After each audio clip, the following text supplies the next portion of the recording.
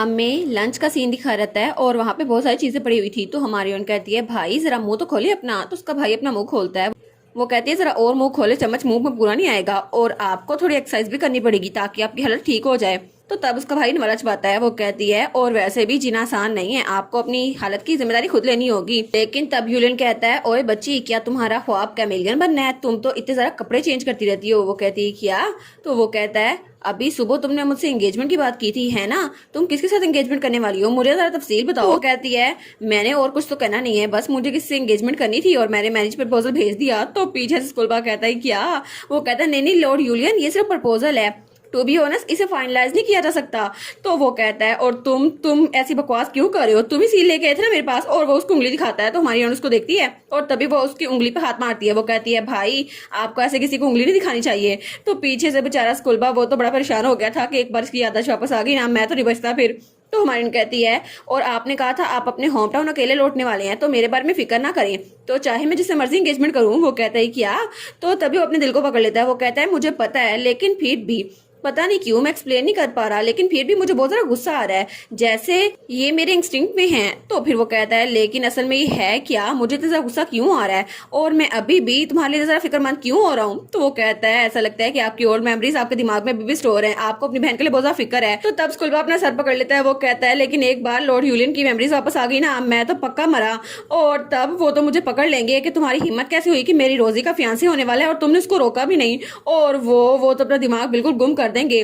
तो हमारी यूलियन कहता है ओए मैं तुम्हारी बात सुन सकता हूँ, तुम्हें पता है ना। वो कहता है इसलिए मैं पूरी कोशिश करूंगा कि दोबारा कभी भी लॉर्ड यूलियन की मेमोरीज वापस ना आए, मैं तो पूरी दुआ करूंगा। तो यूलियन कहता है क्या मेरी मेमोरीज ना आने की दुआ? तो यूलियन कहता है एनीवेज कल के बारे में क्या तुम्हें पता है वो लोग दोबारा तुम्हारे पास नहीं आए? तो हमारी कहती है नहीं वो दोबारा मेरे पास नहीं आए और अब वो मुझे दोबारा तंग नहीं करने वाले, आपको फिक्र करने की जरूरत नहीं है। और वैसे भी मैं बस उनसे कहती हूँ मुझे याद नहीं है या मुझे पता नहीं है, बस यही। और इसके अलावा वैसे भी कोई भी मेरे भाई की फॉर्चून को देखना नहीं चाहेगा और उनको पता है वो सब कुछ मेरे पास है और मैं तो सिर्फ लकी रह गई थी कि उन्होंने मुझ पर सस्पेक्ट नहीं किया। तो वो कहता है क्या एज एक्सपेक्टेड ये बच्ची तो बहुत ज्यादा रेकलेस है। और फिर वो सोचता है लेकिन फिर भी ये एक बच्ची तो एक बच्ची है और 137 बिलियन गोल्ड ये तो बहुत ज्यादा मनी है और उसी मनी की वजह से वो लोग मेरे पीछे भी आए थे तो इसके पीछे भी जाएंगे, तो मुझे इस बारे में सोचना होगा।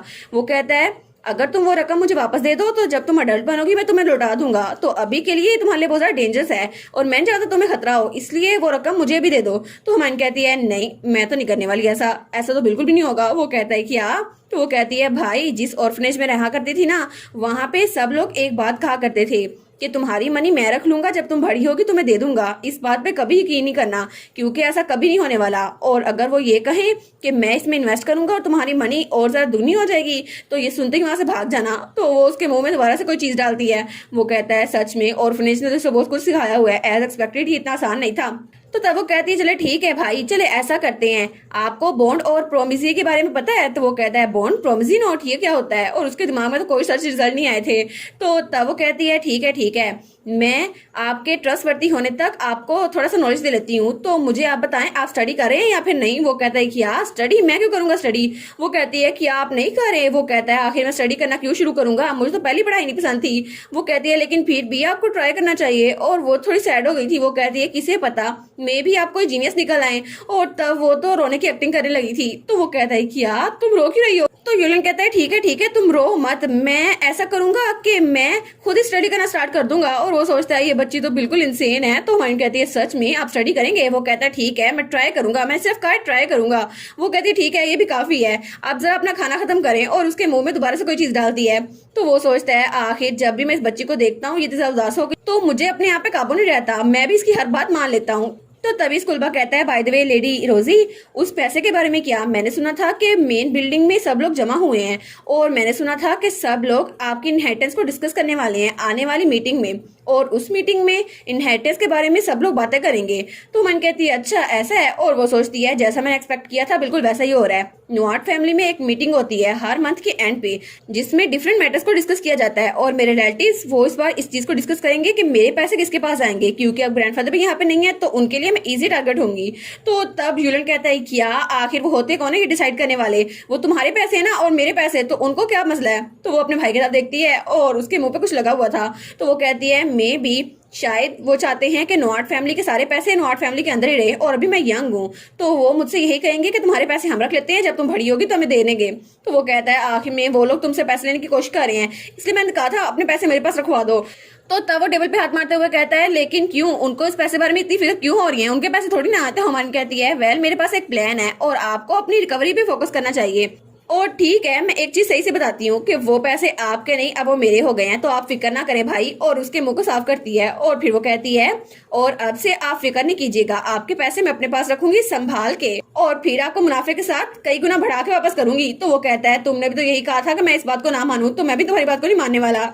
और उसके बाद सीन चेंज होता है और हमें हमारी रोजी का कमरा दिखा रहता है। वहां पे स्कूलबा आया था, तो स्कूलबा कहता है क्या आपको कुछ चाहिए था लेडी रोजी। वो कहती है हाँ मेरा भाई अब जाग चुका है, तो मुझे लगता है ग्रैंडफादर को कांटेक्ट करने का टाइम आ गया है। वो कहता है जी बिल्कुल, हमने उनको लेटर भेज दिया था और उनसे कम्युनिकेशन हो रही है, और मुझे लगता है कि वो लॉर्ड यूलियन के बारे में बहुत ज्यादा फिक्रमंद है।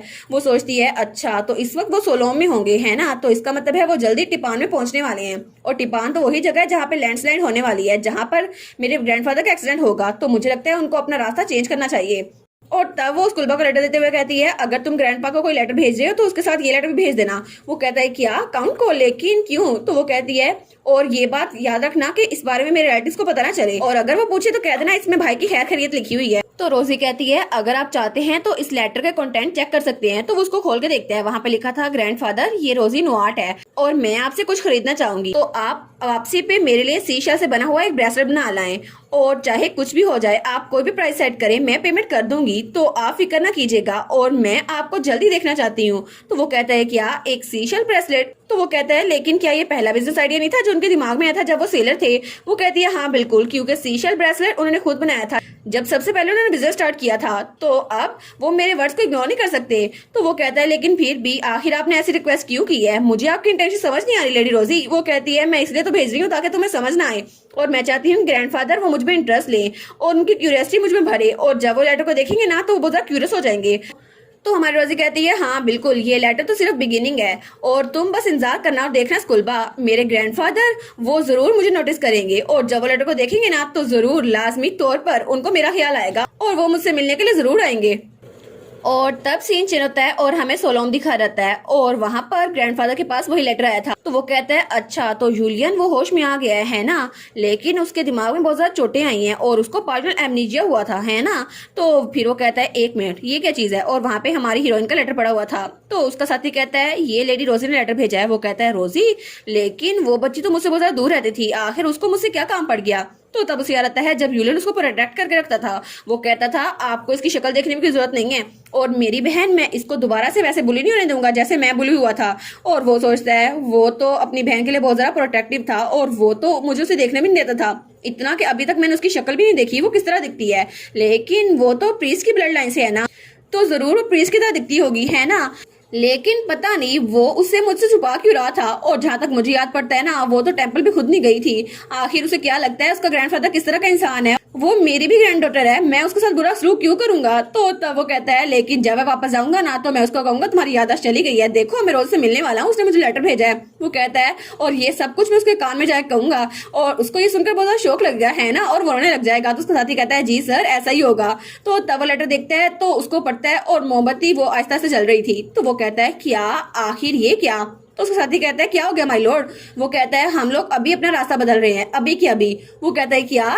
वो कहता है लेकिन क्यों, आप तो अपनी ग्रैंड डॉटर की रिक्वेस्ट पे रास्ता बदलने पे तैयार हो गए हैं, लेकिन ऐसा क्या कह दिया उन्होंने। वो कहता है उसने कुछ कहा नहीं है, और ये रिक्वेस्ट नहीं है बिजनेस प्रपोजल है। जरा यहाँ पर देखो, यहाँ लिखा हुआ है परचेज, और तुम्हें पता है ना कि मैं किसी भी क्लाइंट की बात को ठुकराता नहीं हूँ, और कोई भी क्लाइंट ना होता है तो उसकी डील को मैं जरूर कबूल करता हूँ, और मुझे लगता है ये सबसे ज्यादा बेस्ट होगा। और वो खड़ा तो वे कहता है उसने मुझे सी शेल से बना हुआ ब्रेसलेट मांगा है और मैं इसकी कीमत बाद में बता दूंगा, लेकिन अभी के लिए मुझे रास्ता चेंज करना होगा ताकि मुझे बाद में पछताना ना पड़े। तो उसके साथी कहता है जी सर। तो वो जाते हुए कहता है और इसके अलावा मैं अपनी ग्रैंड डॉटर की बात को मना नहीं कर सकता, चाहे उसकी प्राइस कुछ भी हो, क्योंकि उसने कहा है कि मुझे इसके लिए पछताना नहीं पड़ेगा। तो जल्दी करो, हम लोग अभी रवाना हो रहे हैं। और तब सीन चेंज होता है और हमें स्कूलबा दिखा रहता है, जिसको कोई चिल्ला कहता है स्कूलबा तुम्हारी हिम्मत कैसे हुई। वो कहता है लॉर्ड जूलियन, और जूलियन वहाँ बहुत ज्यादा गुस्से से आ रहा था। वो कहता है स्कूलबा मुझे यकीन नहीं होता तुमने वो सील मेरी बहन को दे दी, और उसने मुझे एंगेजमेंट के डॉक्यूमेंट पे साइन करने के लिए राजी कर लिया। वो कहता है आपने तो कहा था कि लेडी रोजी की हर बात मानना, तो मैंने इसलिए उनको दी थी। तो वो अपनी तलवार निकालता हुआ कहता है ठीक है तुम फिक्र ना करो, ये सारी तुम्हारी गलती है ना, तो तुम्हें पता होना चाहिए रोजी के लिए क्या ठीक है और क्या गलत। और वो तो बड़े गुस्से में हुआ था। वो कहता है तुमने मेरी बहन के साथ ऐसा क्यों किया। और तभी स्कूल कहता है क्या मैं मरने वाला हूँ। लेकिन तभी उसकी आंख खुलती है। वो कहता है क्या मैं ख्वाब देख रहा था। तो मैं ख्वाब में भी यूलन को देख रहा था कि वो मुझे मारने वाला है, लेकिन क्या हो गया है मुझे, मैं ऐसे ख्वाब क्यों देख रहा हूँ। और इसी के साथ ये वाला पार्ट यहीं पर ख़त्म। तो आप लोग बताइएगा आप लोग को ये पार्ट कैसा लगा, और वीडियो को लाइक और चैनल को सब्सक्राइब लाजमी कीजिएगा। बाकी वीडियोस का लिंक भी स्क्रीन पर नज़र आ रहा होगा, तो काइंडली उनको भी चेकआउट कर ले। और thank you so much for watching my videos. Stay safe, bye bye.